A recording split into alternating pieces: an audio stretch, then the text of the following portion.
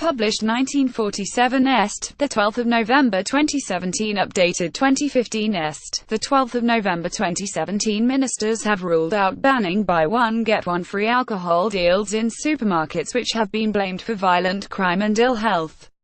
In a blow to police chiefs and health campaigners, the government rejected calls to outlaw multi-buy offers on beer, wine, cider and spirits in a bid to reduce excessive drinking.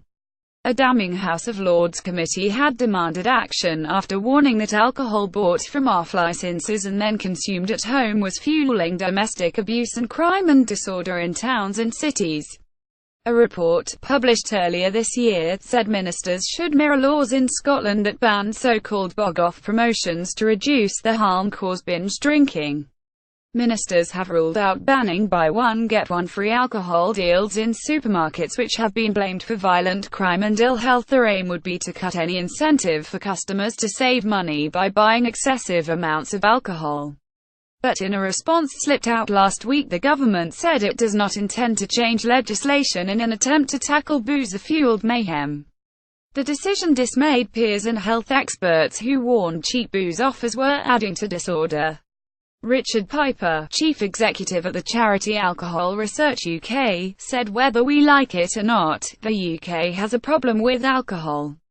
Alcohol is the biggest cause of death, ill health and disability for people aged 15–49, and the fifth biggest for all ages. We know that people are sensitive to price when it comes to how much they drink. This ban on bog-off deals might have gone some way towards encouraging people to drink less. Former Tory minister Baroness McIntosh, chairman of the Lords Licensing Act Committee, said I'm disappointed that the government has not taken the step of banning in-your-face, off-the-shelf drink promotions.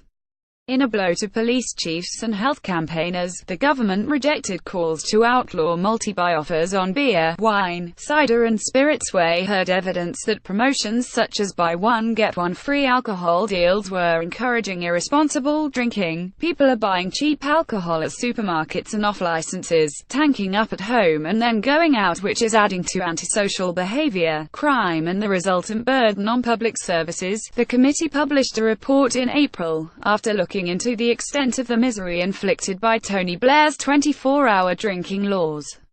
The cross-party panel said it strongly believed the government should replicate laws introduced in Scotland in 2011 that barred retailers from bog-off promotions.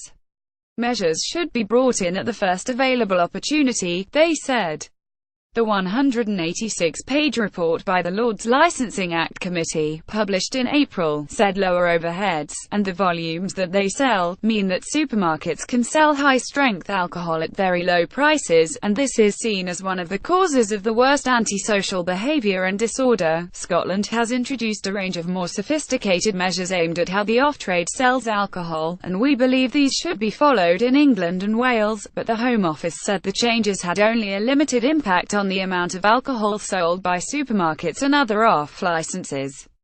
The aim would be to cut any incentive for customers to save money by buying excessive amounts of alcohol, it said. Research showed that following the ban on multi-buy promotions, households bought alcohol on more occasions but bought fewer products per shopping trip. Ministers added that a review by Public Health England also concluded that bans on price promotions are not as effective and are easily circumvented. Labour talked of bringing in a continental-style cafe culture when it introduced round-the-clock opening in 2005, despite opposition from police, judges, ambulance staff and GPs, as well as a Daily Mail campaign.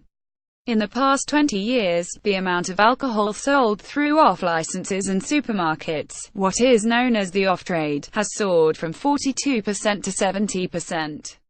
Police have warned alcohol bought in shops was falling into the hands of the young, who used it to preload, before going drunk to town centres, also putting extra demand on officers.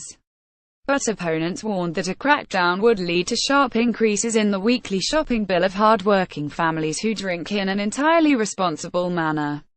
The committee published a report in April, after looking into the extent of the misery inflicted by Tony Blair's 24-hour drinking laws. Ministers pledged to keep under review the possibility of introducing minimum pricing regime First Minister Nicola Sturgeon wants to fix a minimum price per unit of alcohol of 50 p.m, but she's waiting for a Supreme Court ruling on Wednesday, November 15. David Cameron wanted to bring in the system as Prime Minister, but he dumped the proposal after strong opposition from within the cabinet, as ministers warned it could unfairly hit responsible drinkers on lower incomes, and a lobbying campaign by drinks companies.